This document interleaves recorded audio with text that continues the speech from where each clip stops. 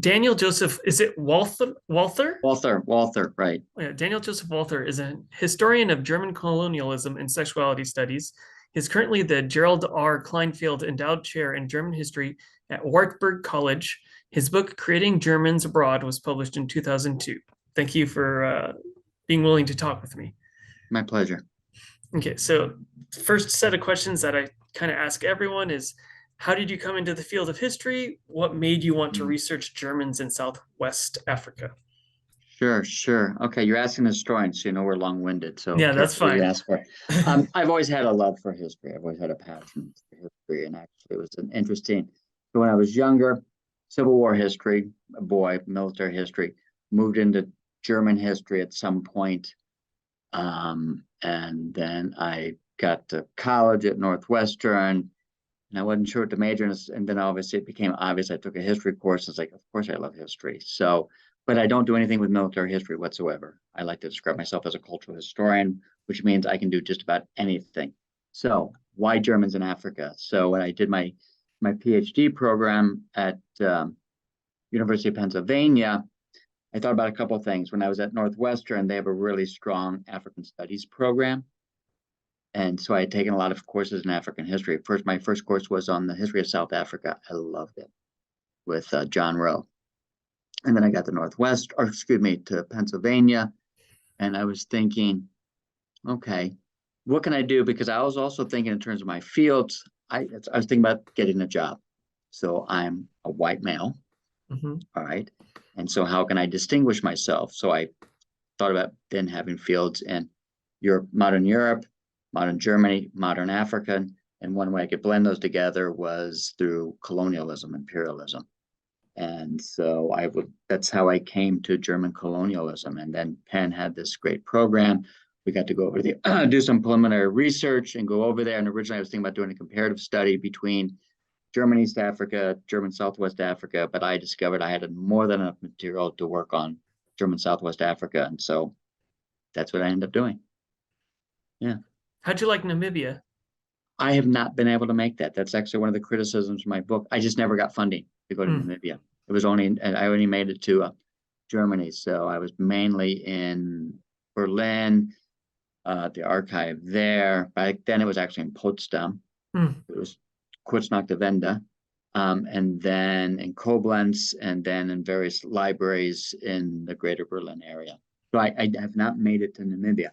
I did meet once the ambassador from Namibia to the United States, because Wartburg has a strong Lutheran connection. And actually, we had a fairly extensive library on Namibia, which I did not know until after I arrived here. Mm. So yeah, he said, yeah, I'll invite you for a steak dinner and a beer because you can still get Windhoek Lager, which is a German beer. Yeah, but I have not made it. I would love to go. I know a lot of people that have gone, but no, unfortunately, just couldn't get the funding for it. And then you talk a lot about gender and sexuality in terms of Right. colonialism. So how did you get into the gender aspect of it? I really, well, some of it's the material suggested that to me. I'm also very much interested in notions of identity. And if you look at that confluence, I mean, you talk about, the class, you talk about race, gender, class, sexuality. There's always that confluence in colonialism. And what's really nice is what I notice is we don't have to express our identity until it's challenged in some way. And that's what I thought then the colonial setting provided an opportunity then for people to actually to explore that because they had to express those, they had to talk about those, discuss it when these, if will, these paradigms are challenged. What did it mean to be white? Didn't really have to talk about that too much, all right? Or even German because of, the neighboring colonies that are, English, for example. In terms of class, there's class variations as well. And so what type of Germans do they want to promote? What type of Germans do they want to settle there? Obviously, sexuality and gender are also big issues as well. Um, and part of what it was is the Komarov's book of Revelation and Revolution. They always look at that quotidian, the everyday, and these are things that we're constantly confronted with, but we don't always talk about them. I do that there and identity and interesting enough, I actually teach a course on beer and society, Hmm. and because it's really looking at using beer as a vehicle to talk about larger issues. And I actually teach a second year diversity seminar on public bathrooms. Okay, very interesting. So it's looking at the everyday, and so these are everyday. They're part of who we are, and it's just a colonial setting provide an opportunity where these expressions of that identity are manifested, and people have to really think about and articulate what do we mean by these terms. What does it mean to be German? Well, who's German? Which Germans are included? And what are those expectations in terms not only class expectations, as I mentioned, but also in terms of gender and sexuality? Because I don't know if you know, I've also published some things on homosexuality, Yeah, I did see that. on, and I've done a lot more. Actually, I've done a lot more prostitution and venereal diseases as well. Mhm. What was the hardest part of the research for your book? Ah, actually, interesting enough, I was just talking about. So, learning the old shrift, Yeah, the old the handwriting. Gothic. Yeah, but and I had a I didn't take the course, but I had a cheat sheet. And what I discovered, the more important the colonial official, the more difficult it was to read the handwriting. And if I had a basis, if I could pick out one word that I could decipher, I could use that. Then not quite like the Rosetta Stone, but somewhat similar. So that's my base. So let's tease this out. Okay, here's another word I can decipher. Okay, this is what this letter is. But sometimes, not unlike my own handwriting when I write cursive, it was sometimes just hard to read. I just could not read some of those. So that was the hardest part. I think the other thing also with dealing with materials from Germany is that there are holes because of bombs and explosions. Hmm. So I know some things could have been filled up if I could have made it to Namibia, but like I said, I just didn't get the funding. I applied for funding, but I just didn't get it. So, but I was able to get funding to go to Germany several occasions, and so that so I had access to those. But I freely admit, yeah, I would love to give me money. So earlier you mentioned how like that's just how in terms of gender, that's how like the what the research kind of revealed. Was there Mm-hmm. any part, like any moment you remembered during the research that was like an aha moment that is like it Oh, fit all the pieces together? Uh, yeah, that's I don't know. I it's interesting because I think about this because I actually I like project management. And so writing a book is like project management. And for some way in my brain, all these pieces are flowing around and they just start making sense to me. And I don't know what my process is. Uh, I know there's other people have other gifts, but my one of my gifts, curses, or whatever, is just to see the big picture and see how these different people. I do a lot of strategic planning, and that works out great. But writing a book is strategic. How do these different pieces? So I don't know. I really have this weird logic. So the GREs, when they used to have the logic section, I did really well on that. I did. I couldn't. Well, I don't want to brag, but I couldn't score any higher on that section. It's just the way my brain works and these different pieces and being able to see those big pictures at times. Um, but no, actually, what I remember more are more stories. Um, and I think the aha moments are more of those you're working through and you solve it, and then you solve something else. It's sort of bumps, and some bumps are bigger than others, and some are much easier. But I don't know if there's one particular moment, but it's just sitting down and doing the work. And really, for me, was the writing process. I mean, I had a good idea, I had an outline, but my process was, for me, rather simple. Basically, one day at a time, big picture, but one day at a time. So what I would do is, I'm going to start at the end of a day. So at the end of a day, after I'd written in the morning, I would then usually I took a break, watched Hawaii Five O, walk the dog, just to decompress for a little bit, and then I would sit down. Okay, this is what I've written. Review that. What do I need to write next? And so what I would do is I would map out the next couple pages, and then okay, what are the sources, and gather those. And then the next morning, I'd review that. Okay, does this still make sense? And then I would start writing, and I would write. And it's just how the different pieces. I think probably the hardest part was sometimes there's just so much information. So on one level, also, I guess now that more, this seems so long ago, but it's how I try to organize the material. So I try to get different databases and the keywords. Was I being consistent in my keywords? How to pull, because I know there's probably a lot of things I left out. I mean, I included a lot, but I'm sure I left a lot of different things out. But I think they also repeated themselves. But for me, I think really what it was is the stories. that's really what, so part of what you're talking about is process, but those aha moments are just the stories. I just found it interesting. For example, on one instance, this is in the the interwar period. I had to remember here for a second. They want to talk about establishing in Southwest Africa, it's now under the South African mandate, a continuing education program for young German girls, the daughters of families, because oftentimes to get that continuing education, they have to send them back to Germany. Well, there's this complaint. This one young woman went over there. That's during the Weimar Republic, and for some people, it's a little bit too liberal, too loose, or whatever. And there was this one anecdote. Do you know German that well? I'm in the process of actually learning Okay. it. So. Okay. So I'll just translate it. So basically, what it says is this one woman came down and she told her parents, "I'm sorry, Mom and Dad, I can't talk with you anymore because you're too petty bourgeois."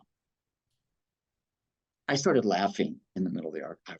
I'm like, this was hilarious. I got a lot of looks, but I found it hilarious. But because of that, we have to have a continuing education program in here that we can control better, so they're not have these bad influences. Or I remember the one case, there was this, what was he, like 12-year-old young boy, August Martin, who was actually expelled from the colony because he was considered a threat to his fellow classmates. So this is once again that idea of the youth of the future, because there's very much a concern about that, and that's why they wanted to have German women, so Deutsche Mädels come in and marry them because they wanted German youth, and that's the future of the colony because of citizenship and German blood and German household. But August Martin, and he's in the you read about him in the book. So he's this 12-year-old and he's expelled, and they do this analysis because he would lie and tell jokes that were inappropriate, hang out with Africans and inappropriate jokes, and they were afraid he'd be a bad influence on the other youth. And then they did the analysis of the parents. Oh, the father was not a good father. He was weak-willed. The family was dominated by the mother, and obviously because of her and her role, she probably prostituted herself. So, this whole sort of you hear that in the modern world. There's a troubled youth, so they look at the parents and try to see if they can just. It was a modern story in some respects. When you read these stories about these youth, so to speak, that's gone astray or did something horrible, and they interview everybody and. Well, how do we can count? Oh, it must be the bad household. Maybe not as much today, but you still get those. And it seemed like it was a modern story, but about 100 years ago. And I just thought it was fascinating. They were afraid by a 12-year-old could undermine the German colonialism. So it's strong, it's powerful, but at the same time, a 12-year-old could undermine that. So how secure was it, or how fragile was the system itself? So those are the moments that in the research, it's just uncovering these stories, these moments, these gems, whatever they might be. And that's really what was the excitement of it all. I mean, obviously, if you want to, we can go back to process a little bit though, but it's just, I don't know if they're aha moments. It's like, oh, this is fascinating. Oh my gosh, I wasn't expecting that. So it's the gems, I think, that's the most thrilling, I think. So I think you, amongst the many books that I've been reading about Germanness and German identity, yours is one of the most interesting in terms of the construction of Heimat, this construction of in a faraway place, how you do a very good job of kind of showing how it's a process of kind of losing identity or identification with Germany, and a growing identification with this new foreign land that becomes the homeland. So Right. what exactly were you trying to tell the reader about the concept of Heimat? Yeah. Well, that's a great question. That's a great question. I probably knew when I wrote the book when I was thinking 20 years ago. Gosh, it has been 20 years, hasn't it? So Heimat is, I would describe as a sense of belonging. And I think the story I was telling is that, yeah, they were Germans, right? But where they were, they created a new sense. And what I like about this is this new sense of Heimat is, yeah, we're retaining that Germanness, which was the intention. We want to keep these people because, they're going to Brazil and all these other places, and they're losing their sense of Germanness, which we know, even from some of your own research, is not really the same case, but we wanted to be German. So we would have this possession for the year. So it's promoted, but also the efforts they went to replicate that. But I think what's also interesting and important to understand is how the local circumstances impact that, and you can't negate that. So this idea of Heimat is permeable. There's a fluidity to it, and there are factors that you cannot necessarily control. You might be able to limit them, try to bisschen abdämpfen, to limit their impact, but there's other factors that you can't really control. And obviously, but they're also an expression of what you're also trying to do, because obviously, in Europe, class was played a big issue oftentimes in this creation of Heimat and how it's defined, because who are those controlling the culture? Well, in Southwest Africa, present-day Namibia, it's race. So what I also found in various instances as well is when they talked about class back at home, they're using similar language, but within the context of race. And so once again, that fluidity of the term itself and how adaptable it is. So I don't know if that answers your question though, but that's Yes. So do you think that, like, because I've just finished like reading a monograph on Germans in the Baltic region. Sure. Oh yeah. There's a lot. Yeah, there's a lot of books out there. The guy I can't remember now wrote the one about the Germans in Prague too. I think I cite him in my book as well. Yeah. And so the one I'm thinking of in particular, the book's called The Tsar's Loyal Germans. Okay. His argument is that Germanness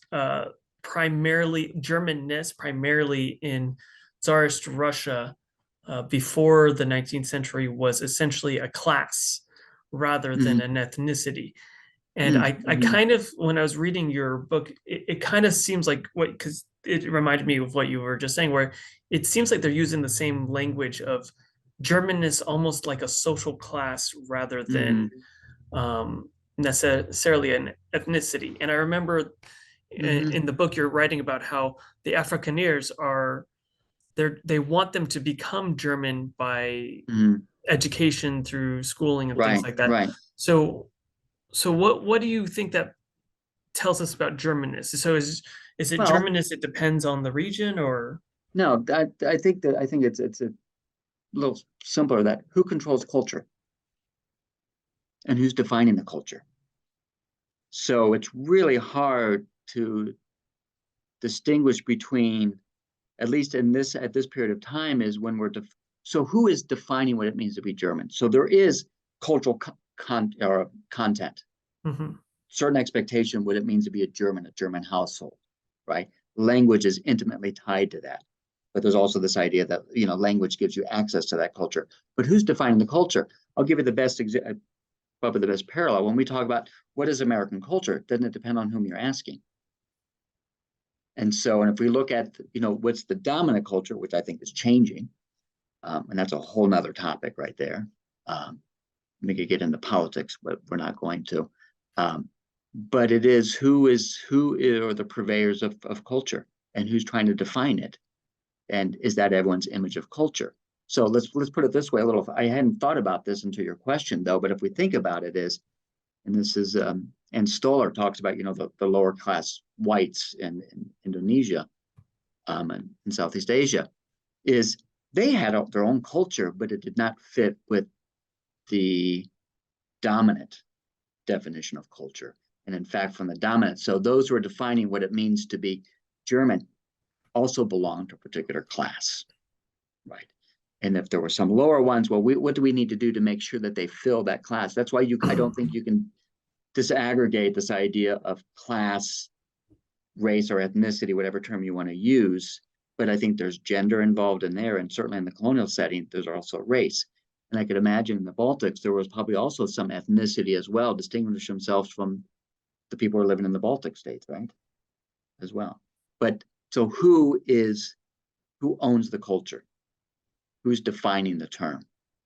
And like I said, I mean, if we could ask, in present-day America, African Americans, and I don't want to say they're homogenous, but they have a definition of culture which might be very different than yours or mine or anybody else you want to ask, or any other subculture. So I have a I question. don't know if that answers your question or not, Yeah, but it's yeah. really, yeah, it's I, a who owns the culture? so I have a question on that then, because I know you focus more on cultural history, and this is something I've been thinking about. Uh, Because a lot of what I've been reading and writing about is um, the construction of culture, exactly that. So who owns yeah. the culture, cultural maintenance via schools, things like that, the German Hmm. schools in particular.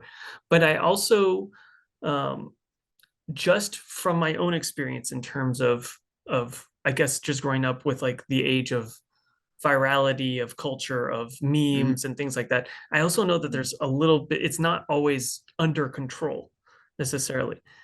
Yeah.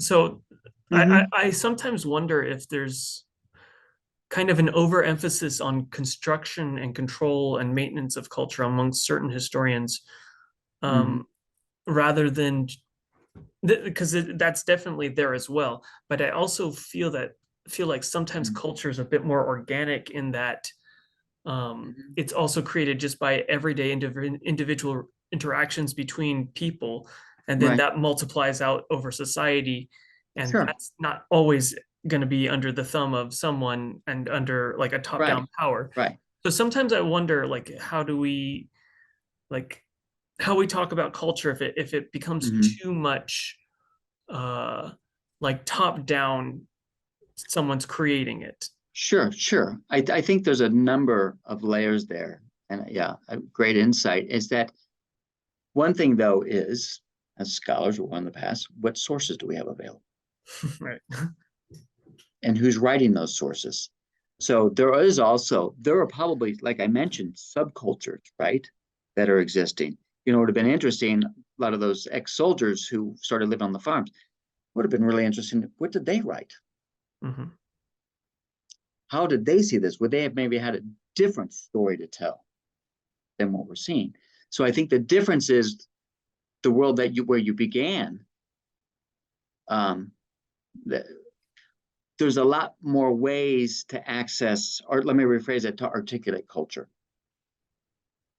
All right, because of the internet, because of social media, and it's at the same time that also enables us to get access to a lot of these cultures that we may not have had access to before. Okay? So basically, the only culture I had access to, whose voices I could really hear, at least for this book, were the voices of those people who were writing about it. Right. Okay. They tended to be of a particular socioeconomic background. Um, so if I could get the voices of some of the, and the women, but they're also middle class women. I mean, they could Right. afford to go there. Right. You also have to think about this. Dane Kennedy really talks about there's a big difference between, those who settled in Kenya versus those in southern Rhodesia. In Kenya, a very different socioeconomic class because it was a lot more expensive to get there and buy land. Where in southern Rhodesia, you could just migrate north from South Africa, and it was a lot less expensive to get to South Africa. How much did it cost then to get to German Southwest Africa? Who could really afford it? And that's also the land. And that's why if you looked at that, there's a certain socioeconomic expectation, and these are the people that are writing. Yeah. So it's actually access to voices. And so how then it raises that interesting question then, how do we get access to those other voices? Because there are other communities as well. And there may actually been people even in the socioeconomic milieu who thought completely different. Let me give you a little different voice. There is, what was his name? Becca, I forget his first name, the one who married a non-German, right? Right. She was of, I think, mixed descent or whatever. He loved his wife, felt like they had a German household. But according to the law that gets passed, and actually by the court, actually in Windhoek, his marriage is invalidated. He has a very different voice than some of those German nationalist voices as well. I Hmm. mean, he gets in there, but can be teased out a little bit more as well. So there's a different voice right there. You know, I'm German or whatever, but for me, the race didn't matter. We have a wife; she is German. We have a German household. But yet and there's those who grew up in some of those marriages. They felt themselves to be German. In some cases, they actually even looked a little bit German. It came out that their parents, oh my gosh, as a Rehobolther, right? Oh my gosh. So no, legally, I am not. That's why actually the governor did have some power. If they appeared and acted German enough, they were allowed to be German, because if not, then this could actually totally unsettle once again that fragile sort of ecosystem, that a 12-year-old himself could threaten, that I mentioned before. So was that mixed? I don't think you actually explicitly stated, but was that a part of the Baster culture? Yeah, I think she was. I can't remember exactly because I talk about both, and I think she may have been part of the Baster culture. Um, Yeah. So there's Africans, there's Afrikaners, there's the Germans, and then there's the Germans from Germany, then German Südwest, Southwest Germans. Right, and that comes a little bit later, more when you get more into the the post-war period. Right. So something that I thought was very surprising, just because like you would think, because we literally, I mean, literally we paint things black and white, and so in this case you would think it'd be black and white. German, Afrikaner versus African, etc. But in the book, you show that that's not exactly the case. It's not like whites banding together, even though they're a minority. There's often competition, and sometimes there's even preference for Africans rather than Afrikaner for labor, etc. So why exactly do you think that happened? That was something that I thought was very interesting. Okay. When you say Afrikaner, are you talking about Afrikaner? So the Dutch? Afrikaner, yeah. Yeah, the Boers. Well, the Boers were of German descent. They were Low German. Right. So ethnically, they are more acceptable. And so African. So let's put it this way. So there are moments when it's politically expedient to be in alignment, right? And there's other moments when it's not. So we're largely talking, let's go into the interwar period where those differences become a little bit more pronounced. So everything was fine with the Boers of the Afrikaner, or the Boeren, right? As long as the Germans were in control. And the Boeren were in minority. And they had the shared interest. They wanted basically inexpensive labor. So it's similar to what actually happens in the apartheid system. Class differences, so working class whites and those who are owners of industry or whatever, because of their whiteness, it actually, those who were lower class whites had a privileged position by virtue of their skin color. So actually, even though they may have been at odds in sort of a class sense, if you throw that racial race into the mix, it actually changes the dynamics, because if you're lower class white, you're still above the Africans, right? So even in the interwar period, and what's really interesting, the questions of the Africans and the status of the Africans and any conversation about their status, whatever, it's not even part of the conversation. It's an assumed given. They're beneath us, right? It's really who's going to call the shots, which white population is going to call the shots. And this also then ties back into it, because I would also say this version of Deutschtum, of Germanness in Southwest Africa, is a fairly conservative agrarian version. Although there's tension between the small farmer and the larger estate holders. There's a couple of different paradigms, but it's a fairly conservative, people that were really interested in preserving. There's always outliers, of course. So getting back to your question is, it's pretty easily explained. Africans are seen beneath them racially.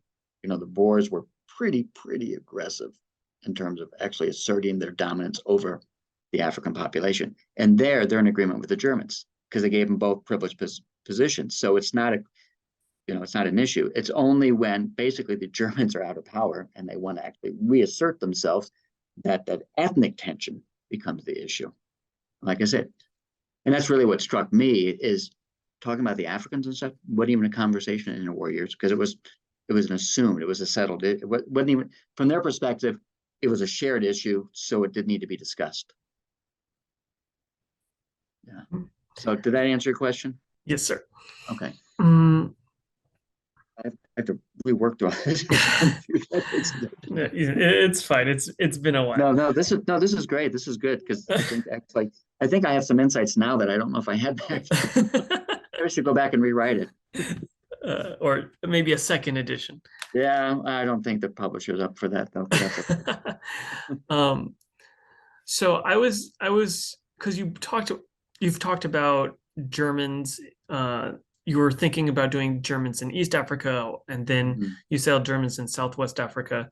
Mhm. And you've mentioned Germans in Brazil, and then I've mentioned Germans in the Baltics.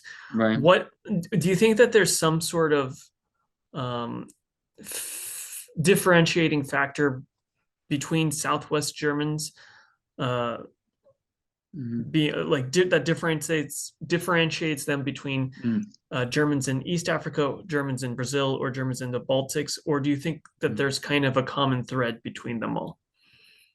There are some, I think I'll talk on Africa first, and actually, what is this? Oh my God, what's his name? The Devil's Handwriting. He talks about some of these differences, and I think that Steinmetz. Here we go. Um, I think the nature of the colonies does play a contributing role, and I think also the role of who's the governor. So individuals play a very significant role in how that plays itself out. I think more specifically, though, between German, so both of those are roles there. Both Okay. of those roles there. I think what the continuity is all these communities are, I don't want to say obsessed, but at this hour of the day, that's the best word I can come up with. Um, but very concerned, and they want to articulate that they are German and that they want to preserve this notion of Germanness. So the question is, why do they want to do this? And in some respects, what we do is, we can't always do this, is get into their motivation. Why do they feel that they need to do this? And is it the possibility that they couldn't realize their notion of Germanness back at home, and they can only do that abroad? Um, and this also, and maybe this is also because, or is it because they're an insular community, and what they need to do is establish some sense of community, and one way they do that is through this notion of Germanness. So I mean, in some sense, it's really sociology. I probably is. If you think about it, you know, um, once you define a group, you define who's in it, but you also, by default, you also define who's not into it. So why do they have this desire? Well, I think we do this, and it's in a lot of our different ways. We oftentimes gravitate towards people with some similarities, right? And what are ways we develop some of those senses of communities? Now, there's fluidity. There's a lot of different communities, right? Right. But they're in, and it depends on the particular historical circumstances, but is it how friendly of an environment are they in? And so there's a sense that we need to band together. So really, I guess you're also getting into this idea of human nature, you know, and I think this is this idea of social beings.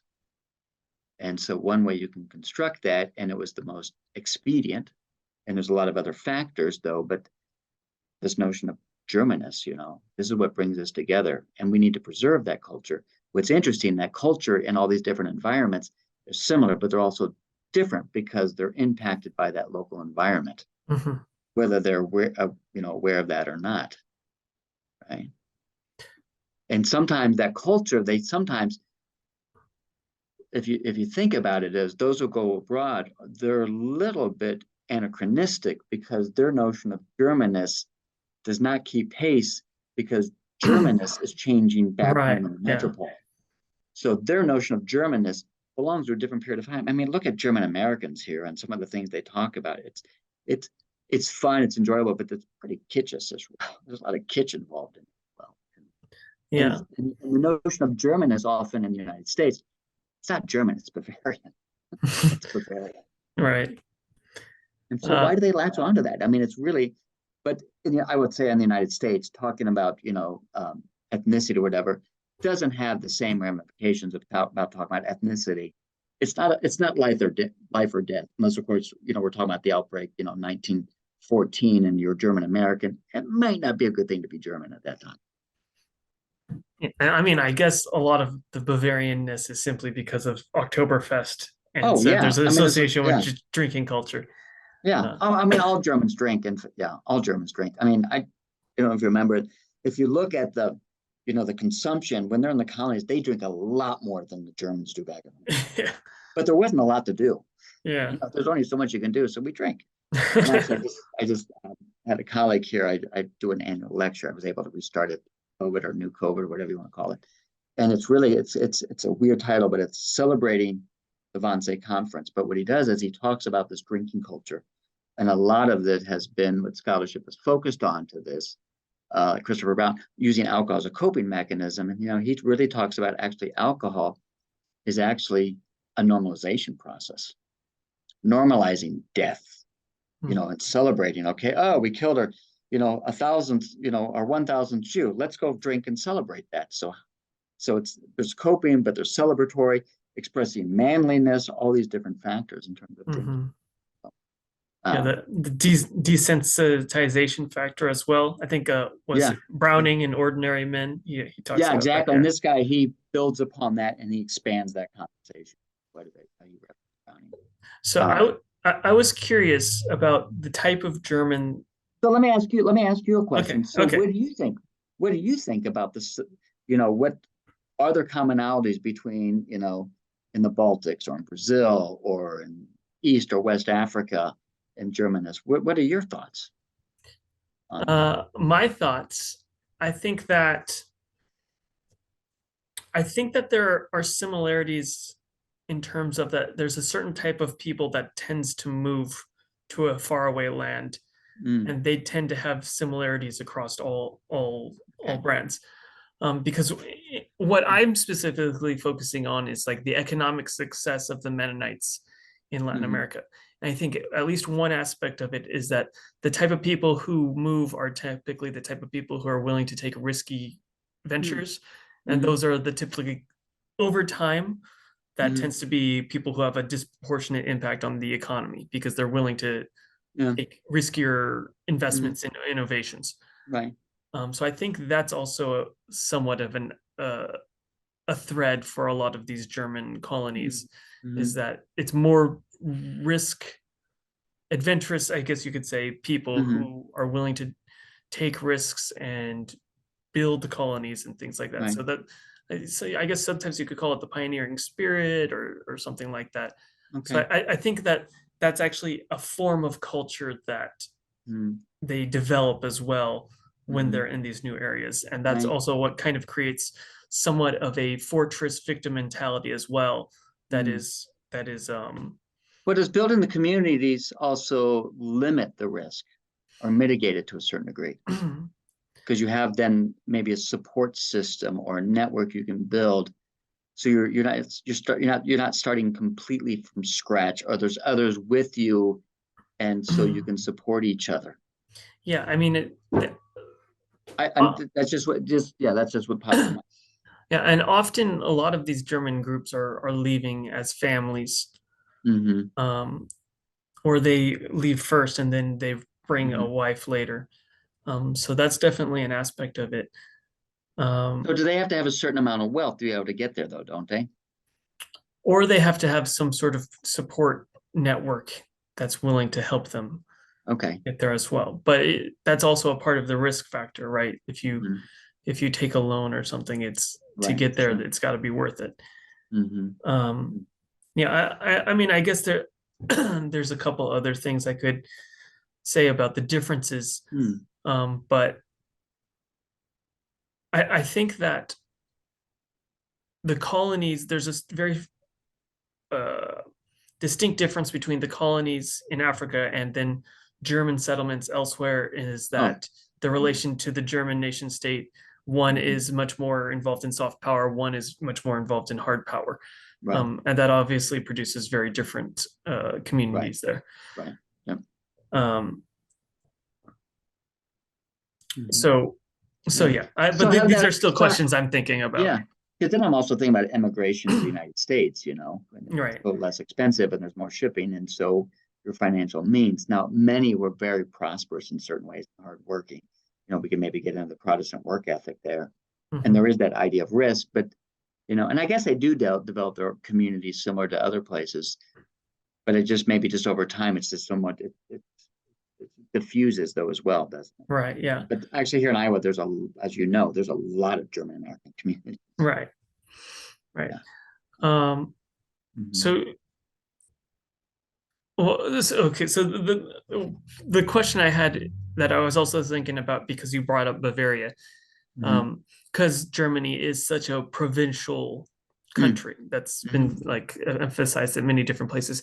Did you Sure. note a certain region in Germany that tended to migrate more often to Southwest Germany? I had actually heard, and I couldn't find it or whatever. They talked about the Schwarzebaya, those people that actually were Bavarian. They went over there and they brought their children back with them. And I could not. The only way I saw any differences, and it's actually more in a comparative sense between German Southwest Africa and East Africa, was in religion, because Rechenberg, very different policy, supported more of the indigenous growth of production, much to the chagrin of and anger and consternation of the German settlers, and elements of religion become involved. And so the only way I could actually just determine regions in some sense was sometimes because of religious background, but that doesn't really define it. There was something though. I did get the sense of um, from one region. I think sometimes the school the curriculum they borrowed from particular regions as well. And I can't remember what that was right now, but the lesson plans were basically, I think, from Prussia. There we go. And I would say is overall Prussia, which in of itself is extremely diverse. Um, but overall, if I heard any region more than another, it was more Prussia. And we see this especially in terms of education in the curriculum and the classroom. But other than that, yeah, I wish that would have been awesome if I could have found it, but I was not able to find that though. That would have been, yeah. Okay, Mhm. so I only have the last question I ask everyone is 42. no, a Okay. good Douglas Adams reference. I was Uh, testing you. uh, if you this is not necessarily relating to your research, but what is one book that you think more people should be reading about in your field beyond your own book? Oh gosh. Wow. Hmm. Mm, mm, mm. Wow. I have to I'm not as up to date on the literature because when you work at a small place like Wartburg College, you become a generalist. So I don't keep up with the literature as well as I would like to. And you'll never be on top of the literature as much as you are when you're a graduate. Right. So Yeah, that. as I'm Um, experiencing. yeah. Um, one book or whatever. Well, just like another question to tag Yeah, on to I that. know, but there's so many out there. I mean, just Have you noticed that since because I feel like there was kind of a sweeping under the rug of Germany's colonial past mhm. for many years, or maybe there was just an emphasis on Holocaust and things like that. Well, yeah, there was that, and then people started talking about colonialism. Oh, there wasn't, and then Woody Smith started expanding a little bit, and then it grew. But then that actually then expanded into globalization and international. It's how is and how unique is it? Is there actually interaction on different ways? So it expanded this idea and gone beyond, which I think is great. I do think it is great. I think for me, one of the books that was most influential, and what he says, it's not necessarily surprising, but actually a friend of mine, Matt Fitzpatrick, down at Flinders University, talks about colonialism, imperialism as a liberal agenda. I did that, and he and I have had some really great conversations, um, and it's really important to understand is because oftentimes we talk about the negative impact, but a lot of my more recent research has been on medicine, right? And my last book was on venereal disease because I picked it because it was a non-tropical disease that allowed that comparative.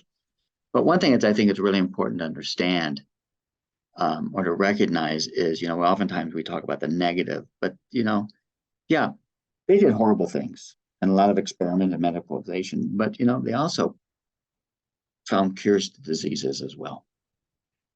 So I think it is important to recognize, and I say this also because I also teach African history, um, and so I think that has been really the recognizing, taking a much more balanced approach, being able to recognize that because, and some of this is, it's, you mentioned Browning, so what do we want to think about these perpetrators, whether it's for, you know, coming to terms with it, right? What's the coping skill, whatever. And I certainly think that's part of it. But then what Ed Westerman talked about, and I think it makes a lot of sense, is, there's other possibilities as well. It's hard to know, but if you look at the evidence, and he provided a lot of great evidence about this, and it's compelling. And so it's just, I guess what I would say is, I'm not recommending a specific book, but going into work, be open-minded as much as possible, and looking at as many different perspectives as possible. And for me, what's really been great is, I've been really interested in subaltern studies, because I also was looking at, for German medical policies, how could I read against the grain? So, they're complaining, they're leaving before the hospital and trying to get in. Well, maybe there's a reason they're leaving the hospital. How can I get at that voice? And so trying to see how we can get into some of those other voices. So you've been asking, what is, who's defining Deutschtum, Germanness, right? And if we look at today, there's a much more fluidity. So how can you, in your research, get at those other voices? How can you, going back, in the Middle Ages and talking about serfs and things like this, reading those documents, we can get at those voices in an indirect way. So as you're doing your research, how can you get some of those other voices that aren't as conspicuous, but nonetheless present? And so this is sort of a kind of stream of consciousness, as I realized, because I started with Matt Fitzpatrick and liberalism and imperialism, but it just made me think of the conversations I'd had with him. So, I mean, I don't know if any one book. I don't know if we have some of the same earth-shattering, excuse me, books today, but I think looking at people that just do good history, I think there are some colleagues that are, they're trying to talk up here in these big discourses. And there's those that let's just roll up our sleeves and just do the work and tell the story, right? And let's hear those voices, right? And sure, and I think that is profound and can make a big impact in how we understand the narrative. But there are multiple narratives. And I think some of those that theorize a little bit too much, it's interesting. I find it really useful to provide a lens, but we still have to tell the story, Wie es eigentlich gewesen war, Ranke. We still have to tell that story. We have to be aware of what's layered into that story. But just those books that tell a really good story. So I guess, and I'm trying to think that one that tells a really good story. I think Matt is a good storyteller. Woody Smith, but I'm also going back to, my days and, graduate school and shortly after graduate school and starting. So one that really impacted me today. I tell you what, though, I'll probably think of it and I'll shoot. Yeah, you'll wake up in the middle of the night. Yeah. It's like, oh yeah, I should have mentioned this. We've got a lot of great colleagues out there. But I would just say, just look at those books that tell a good story. So find those books. That's a great answer. Yeah, just books that tell a good story. And so my advice to you is tell a good story. I think that book that you looked at, I think I do. I don't think I tell a great story. I think I tell a good story.